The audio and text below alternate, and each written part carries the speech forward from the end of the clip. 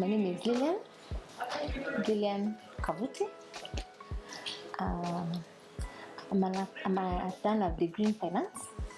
I'm working at Kitengela International Schools as an admin. And I'm Matthias Kavuttih. So I'm a linguist. I'm trained in translation studies. I own and run a business in translation called Kingfisher Linguistics. We're also pastors in our church. So that's what we do when we're not working.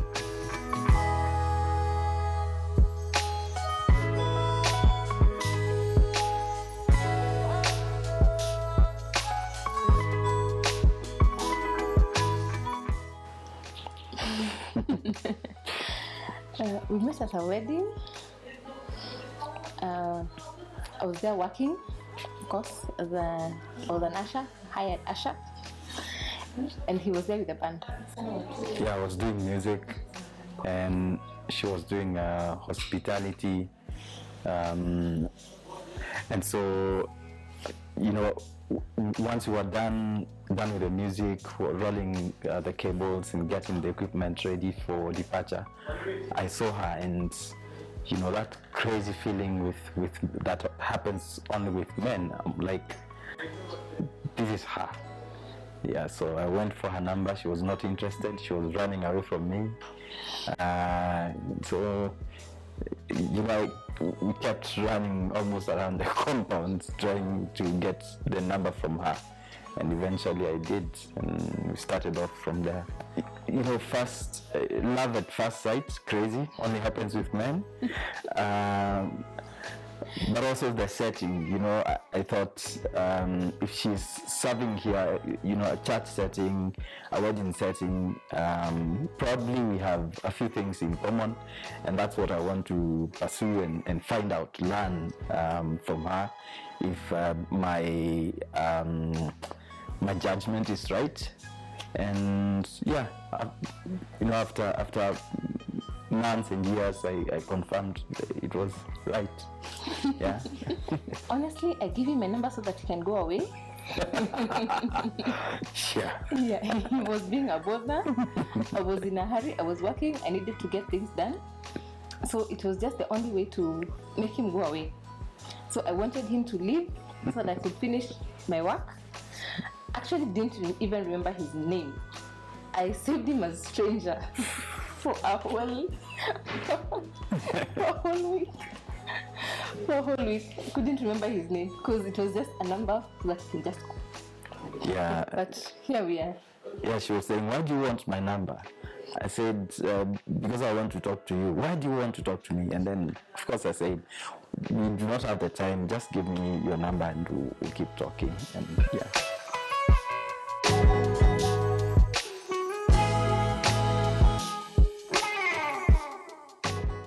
We began chatting. I don't think that was WhatsApp those days, so that was WhatsApp. Are you sure? Oh, I don't know, but so we began chatting. I can't remember whether it was SMS or WhatsApp.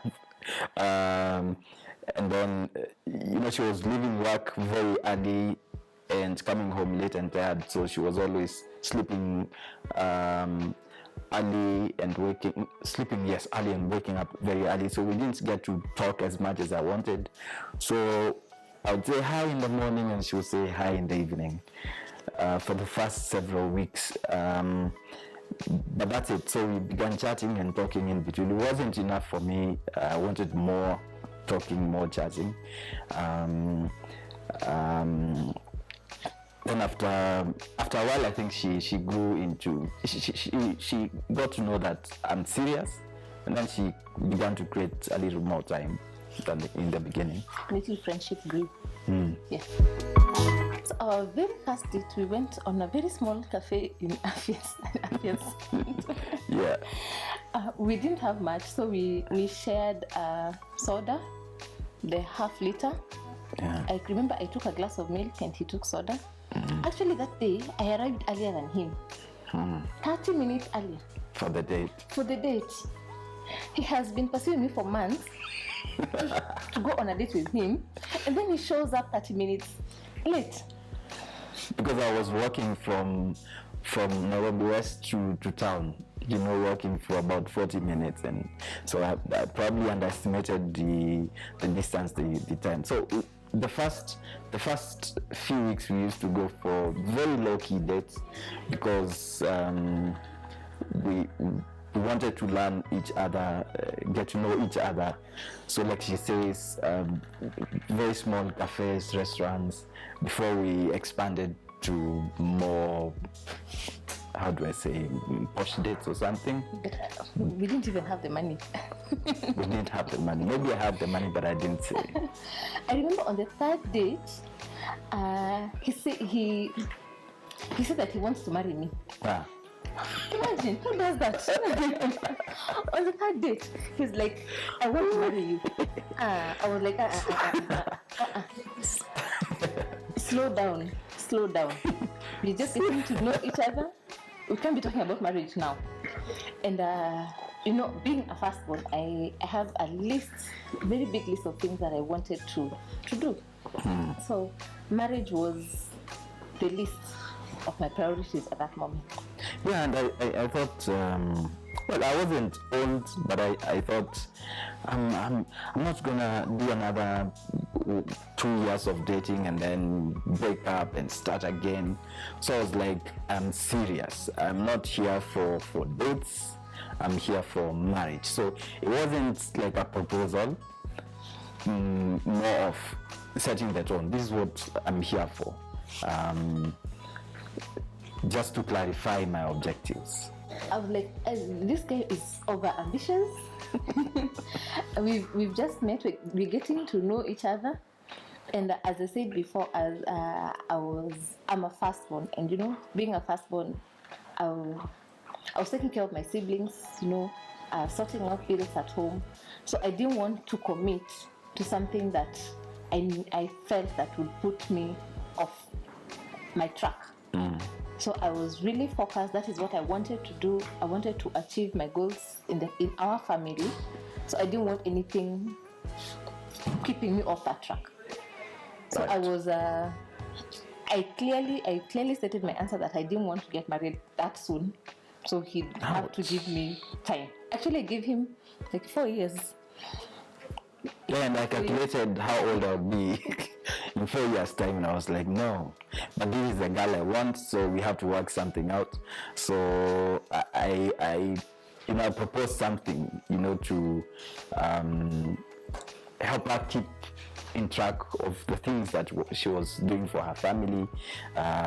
So like on board the siblings and stuff. Let's do this together. So cut the time to 2 years, and then I'll compensate. And I kept my promise. By and by getting to know him, I learned that he's also a firstborn. So that made me understand that he feels the pressure that I have, and he's better placed to work with me in this journey. And I'm a firstborn of boys. I don't have a sister. So bringing him on board, he'll help me with my siblings, my brothers. So it was a win-win situation. And also him being a firstborn of girls, I'd be assisting also on the other side. So it would be like we've swapped our roles. Yeah, so, firstborn of girls and one boy, so that Vicky does not think that we've thrown him out. Yeah. Yes, so I felt it would be a win-win. He'd help me with my brothers, and so far so good. Yeah. It was organic, just natural, without pressure on it, because of course I'm very ambitious. I want to settle down, but I have to be realistic. I need to give her time to know me, and vice versa.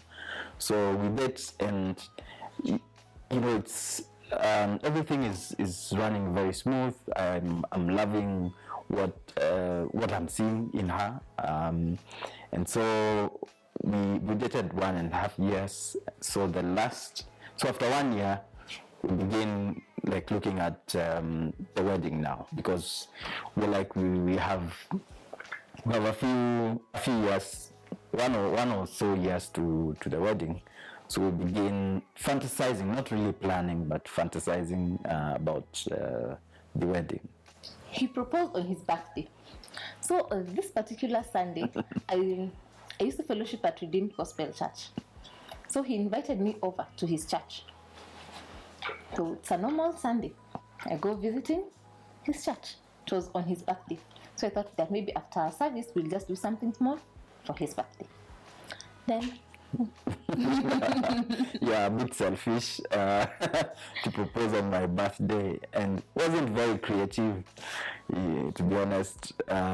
So no, so no one helping with the surprise and all that. So I had a ring, which she says is better than the wedding ring. She likes it more. And so after service, I don't know what we were doing on the pulpit. I don't know. So, right inside the church, it was a small church hall, like 50 to 70. So I woke up, and I can't remember the detail because I'm a man, we forget. So I proposed in the church. I'm seeing it in gray, she can see it in color, so maybe she can say some more. I actually woke up to introduce myself. I had been to that church several times, but I had not introduced myself to the members of the church. I was friends with a few members, but had never introduced myself. I think he had ganged up with someone in the church.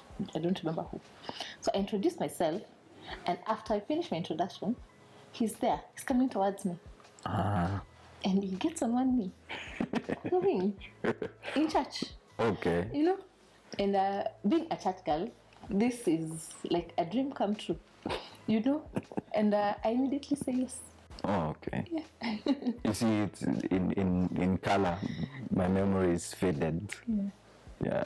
Then and even now, both of us are not very good with PDA, and so I thought I should not put her in the spotlight and the pressure of a public proposal. And I wouldn't be very confident as well with a public proposal. So the church one really worked. Yeah. But then my dad had passed on, so I only had my mom to tell.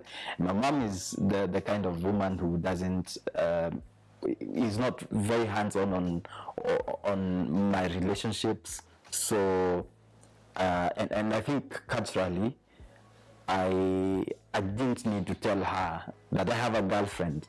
I only need to tell her if we are planning dowry and so I didn't tell her until we were ready to settle down and to begin dowry arrangements. As for her parents, she sort of, before I met them, drew a picture of who they are, their personality. Her mom is very gentle, toned down. Her dad is the opposite, very energetic, very hands-on. So before I met them, I sort of knew what to experience. And so I went alone for the first visit, very alone. So I walk in and I confirmed that mom is very gentle, very silent, and the dad was talking to me as if we've known each other for 100 years, and I liked that setup, and I knew that I was going to have a good time planning for the dowry and the wedding. Yep. My dad was shocked. He was to him, his little girl. I'm forever his little girl. Yeah. So he couldn't believe that I'm getting married. He was like, he's not going anywhere. That man is not going anywhere. He will wait for you. Talk to him and tell him to wait for you. But by and by, I brought in the conversation, and after introducing him, he also got to know that he is a good person. And we are not rushing into things. It's not like we are running away, or we are trying to hide anything. We put everything out clearly, and we stated that we just want to walk in the right way, do things how they should be done. And by and by, they accepted him.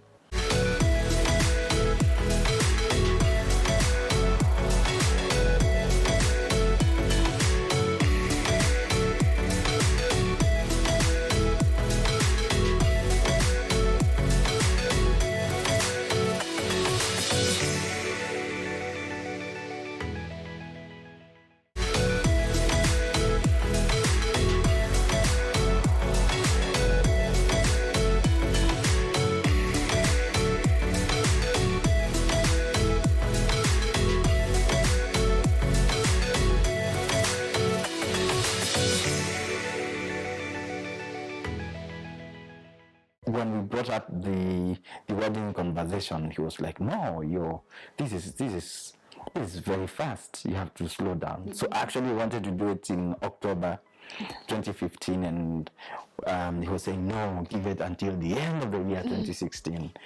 Yeah, but we talked with him, and he struck a compromise and brought it way earlier to February 2016. Yeah. And I kind of understand their attachment, my parents' attachment, because I've been at home all through. Primary, high school, I was a day scholar. From school to home, campus, used to stay at home. Got a job, never moved out, still stayed at home. Yeah. So there was that attachment. So it was clearly understandable that it was hard for them to come to terms with the fact that I won't be at home anymore. We had several weddings. 2. 3 actually. Oh, 3. There were 3. Okay. One from my village people. Yeah. Another one from his village people. Yeah. And the other one town. Okay. in town. Yeah. Yes. So we received overwhelming support from our families and friends. Yes. They surprised us. They surprised us. Yeah, and the reason why we had these many pre-weddings is, our culture. We have to plug in our village people. I don't know if that's the right term, from both sides, and then we have very many friends from town, church friends and all that. So we have again to plug them in. Because maybe not everyone will make it for the wedding, so we wanted to provide that opportunity. So it wasn't as much for fundraising, but to plug in everyone. We had enough saved for the wedding. We also had friends being the service providers, so the services were very, very friendly. So the cost was very friendly. Some of it free.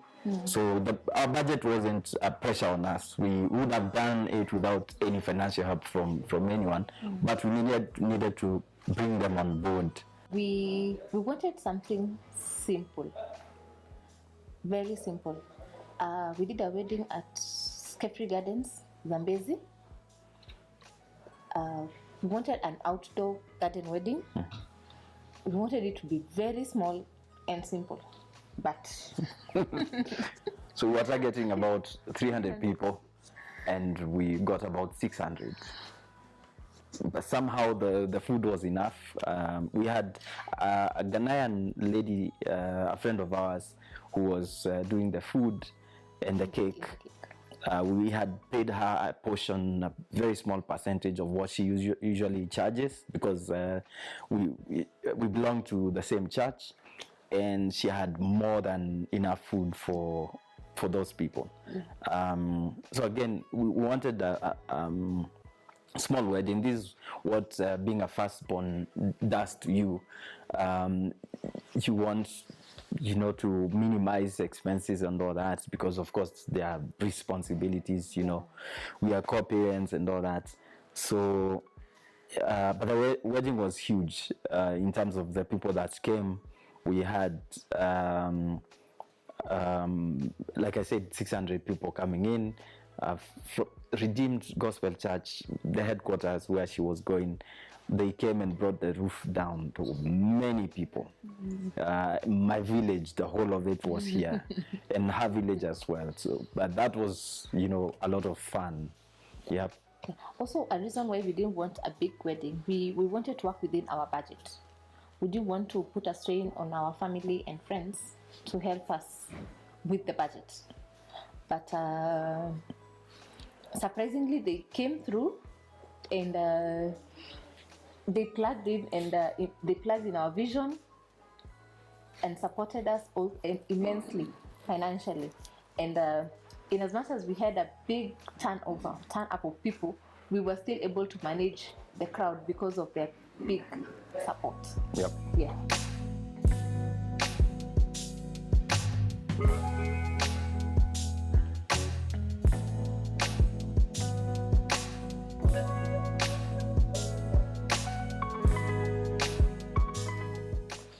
night of the wedding, because she should start there. Night of the wedding. Yeah. Night of the wedding. So my girls and I spent the night at our best couple's place in Ngong. And remember, the wedding is in Zambezi, Kikuyu. So Zambezi is on your way to Nakuru, just after the golf course, Wida golf course or something after Kikuyu. Yeah. So my girls and I needed to be at our best couple's place at 7 or between 7 and 8. So we agreed that the girls will meet at his place, so that he and his cousin will drive them off to Ngong. Of course, delay. People arrive late, stuck in traffic, stuff like that. We start our departure at 7. Time you're supposed to be arriving. That's when we're leaving the house. A few minutes after we've left the house, the car has a puncture. Yeah. And of course, at that time, I am so furious. People are not keeping time. They don't want to listen. Now we have a puncture. It's raining. I don't know why it was raining in February. It started raining. Things were just going wrong. He started looking for the tire. Spare tire. Yeah. You know, it's, those vehicles that have their spare tires in the belly. So, and it was a new vehicle for me. I borrowed it from one of my church elders, Elder Coleman. So I didn't know where the tire was. Of course, I didn't bother to ask where it was when I was picking the car. So I spent about an hour looking for the spare tire. I called him, he wasn't available. So I had to manually look for the spare tire. Took me 1 hour. When I found it, took me another hour to, remove it, because you sort of have to remove it from the inside and not from the under. So she's furious, and they decide to take a matatu and leave us there. And they do.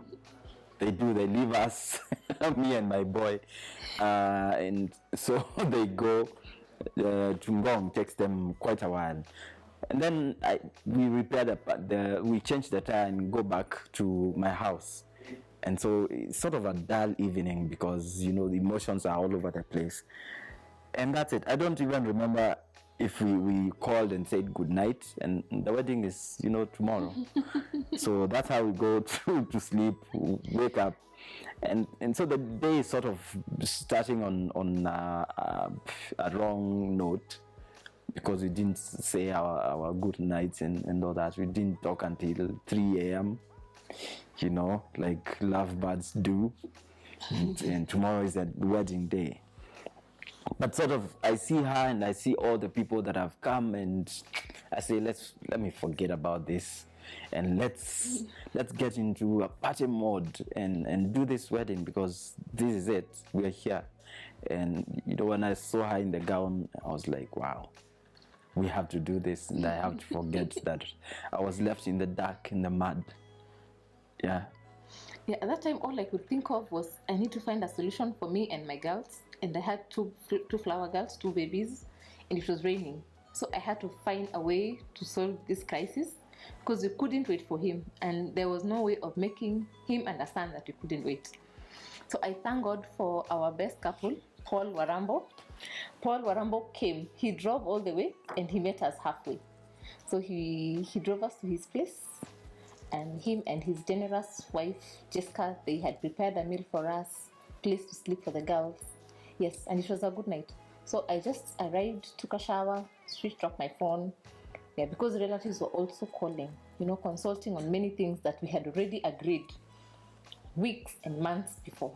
So I didn't want to put myself in that situation. So I just switched my phone off. And I knew in my heart that we'll meet tomorrow, that everything is okay, we'll see each other tomorrow. Yeah.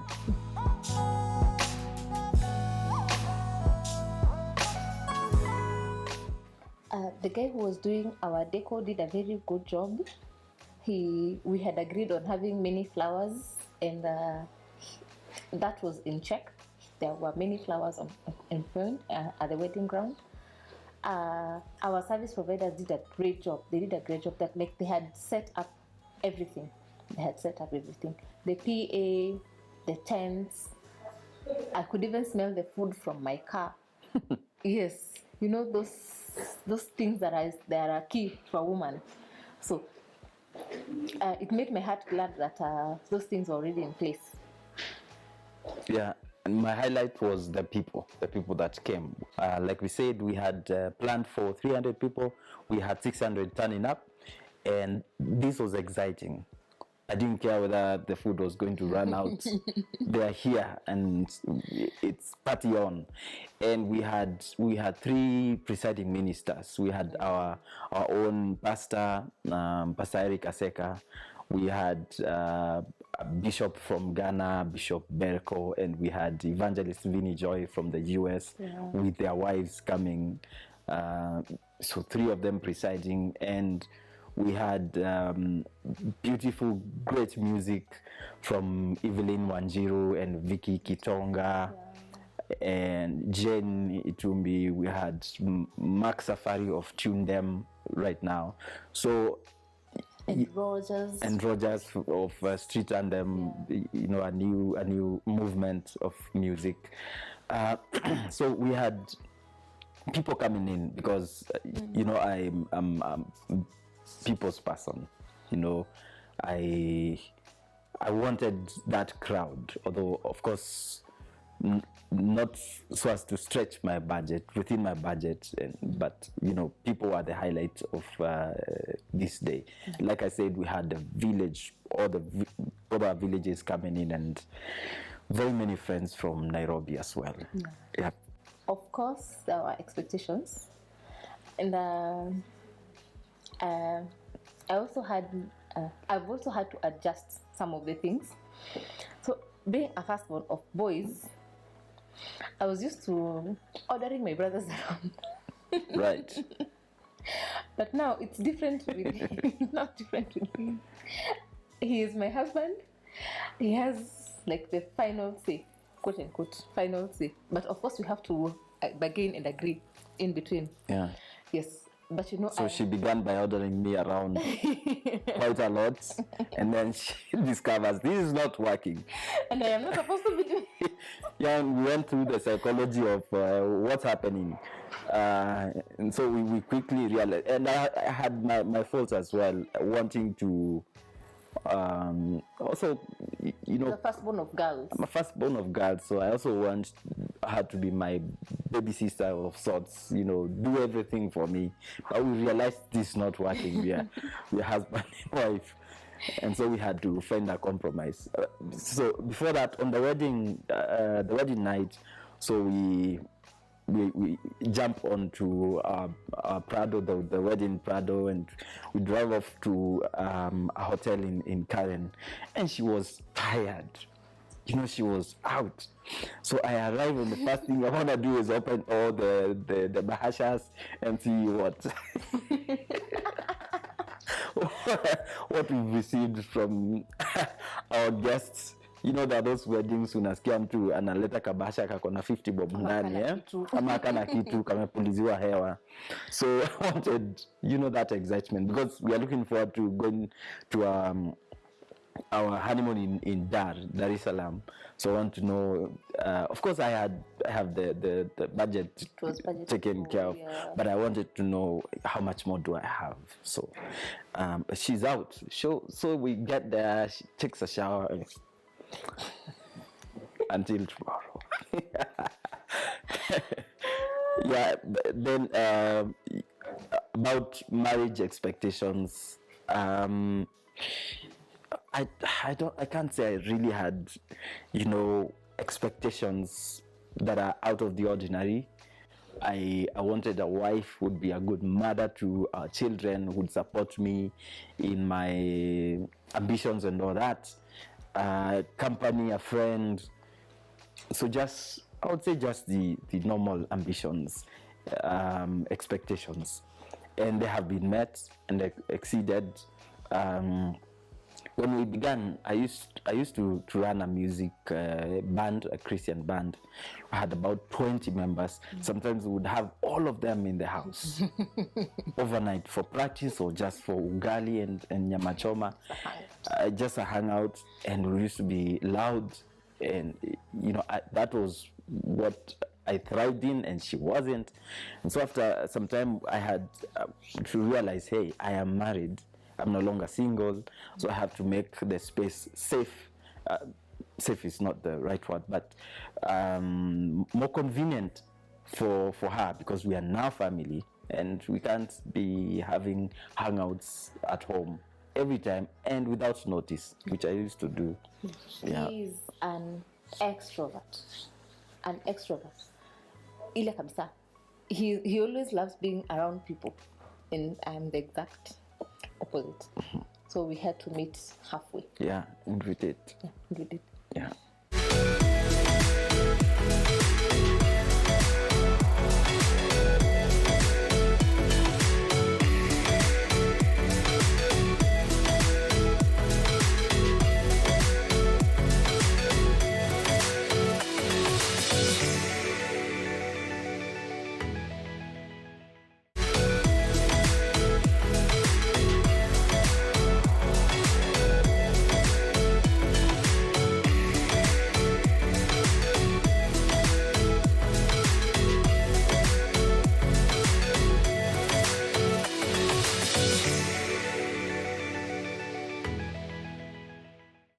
Remember, the funny thing is that we even named our kids while dating. And one unique thing I'm glad we agreed on is that we wouldn't name our kids after anyone, after our parents. So we'd have neutral names to just make them neutral parties in the family. Yes, and I'm glad we agreed on that. And we also agreed to take some time before having kids. To just take some time, a year, to bond, to get to know each other, go out on road trips, have fun, save some money. We wanted to buy a car. So we wanted to save some money and achieve that goal of owning a car before having the kids.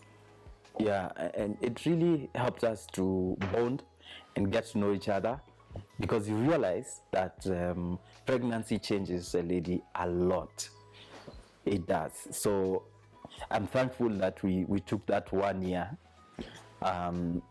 because after we got pregnant with our first child, I saw the changes, and I was like, if this had happened during our first year, I would have thought that I married wrong, because it comes with all the changes, the emotions, and all that, and you would think she hates you.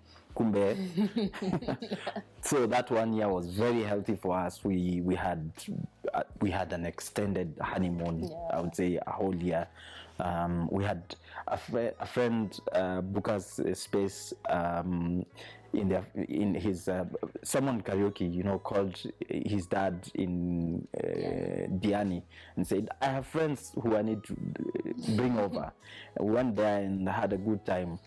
Yeah, so I was saying that year was very, very helpful for us to bond, get to know each other, and so I got to know her real personality before pregnancy changes that for a while. Yeah. At least at the beginning of the year, we agreed that we are undertaking a particular project, and we start saving towards it, and we try as much as possible not to impulse buy, because once you do an impulse, you'll have drawn money from what you'd have used for something else. So we try as much as possible to avoid impulse buying. We draw a budget, agree that we are doing this project towards the end of the year or 5 years, then we start saving towards it. If at any point we stall, we agree that maybe this project was not meant for us, we put it aside and we agree to do it later. Yeah. And we scale down. We've managed to scale down a few times, several times, many times, when our budget was not working for our best. Yeah. And the most important thing is that the money belongs to all of us.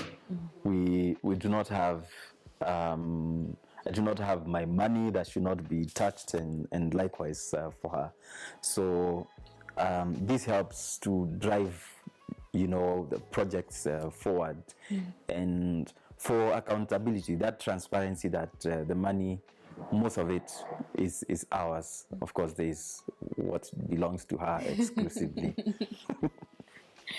Yes, and transparency when it comes to money. If he happens to be working on a project that will bring a lot of money, he'll open up and tell me that there's a project that will bring a lot of money, blah blah blah, and we get to know how to sort this, how to handle this. And when we're experiencing a down season, because the economy keeps fluctuating, so we get to know that this is a down season and we need to scale down so that we won't find ourselves bankrupt. Yep. Yeah.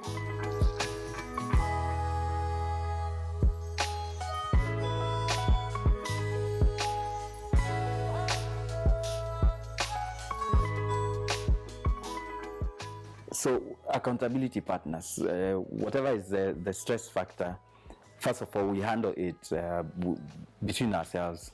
And if it's beyond what we can handle, we have our best couple. They are still active in our lives right now. Okay. Just the other day, they came to visit us. So we open up to them. We have pastors that we talk to. If the stress is too much, because of course there are those stress factors that you handle as a person. Kama kwa matatu imekusumbua, hiyo ni yako peke yako. If it's a little more, you bring it to your partner. If it's more, of course you escalate it to your accountability team, your support system. And one thing we found out that it was similar for the two of us is that we don't talk when we're angry. We don't talk when we're angry. We keep quiet. Everybody works in their own direction. Unakutana kwa corridor. No one talks when you're angry. You calm down. No shouting. Keep it low. We've managed to do that for 7 years now. No shouting.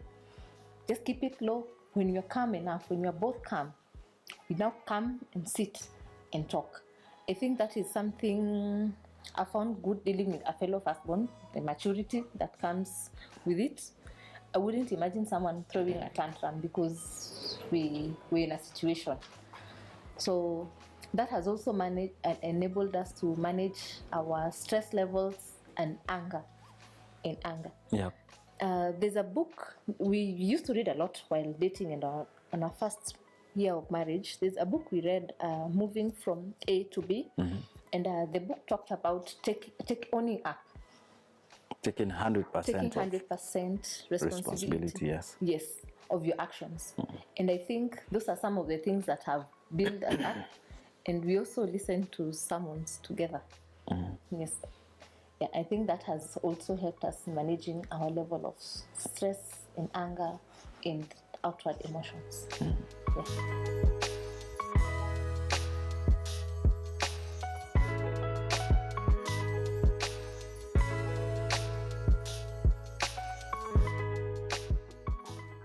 Yeah, like we said, so the first year was like an extended honeymoon, but after we had our first child, that slows down. You can't travel as much. So what we do is ensure that at least every quarter we go for a weekend out, Friday to Sunday. In between that, we have coffee dates and dinner dates. We also have in-house dates. Just pull up our couch shows and binge a few movies on Netflix. So just scale down on what we were doing in the first years, knowing that the times have changed. But keep it going, because of course you have to keep dating even after wedding. And when time does not allow, we go out on strolls. We just walk around, talk, just get to the town, the city center, and come back home. Just to ensure that we've spent some time together, and if there's anything that we wanted to talk about, we're in a safe space to talk about it. Yeah.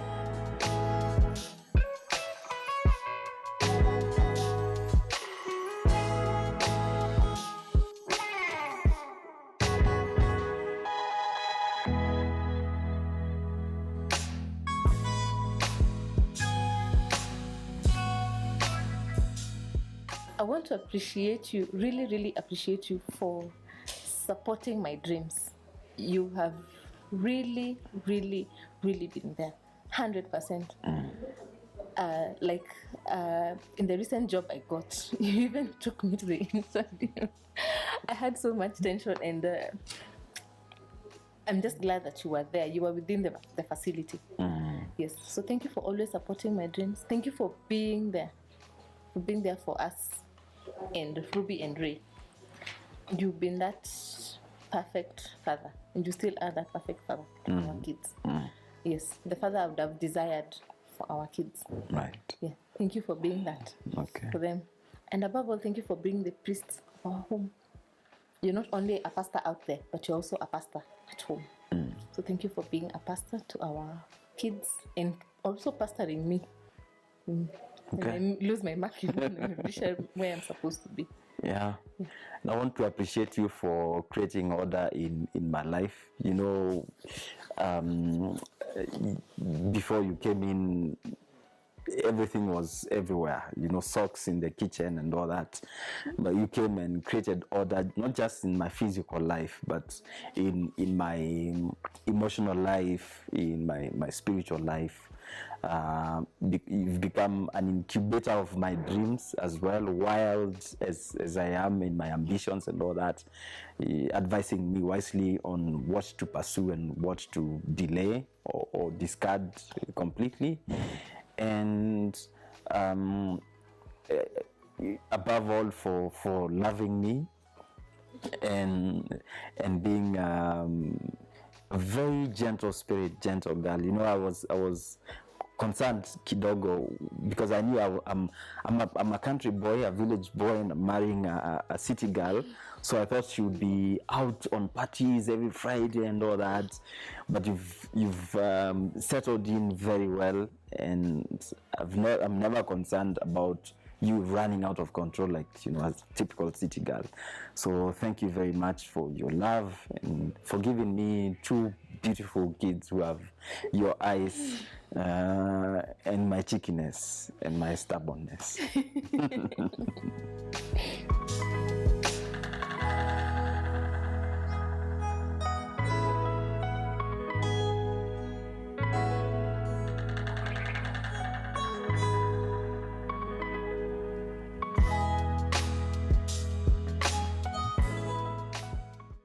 You've been hanging out with the Kavuttihs, and this is our love story.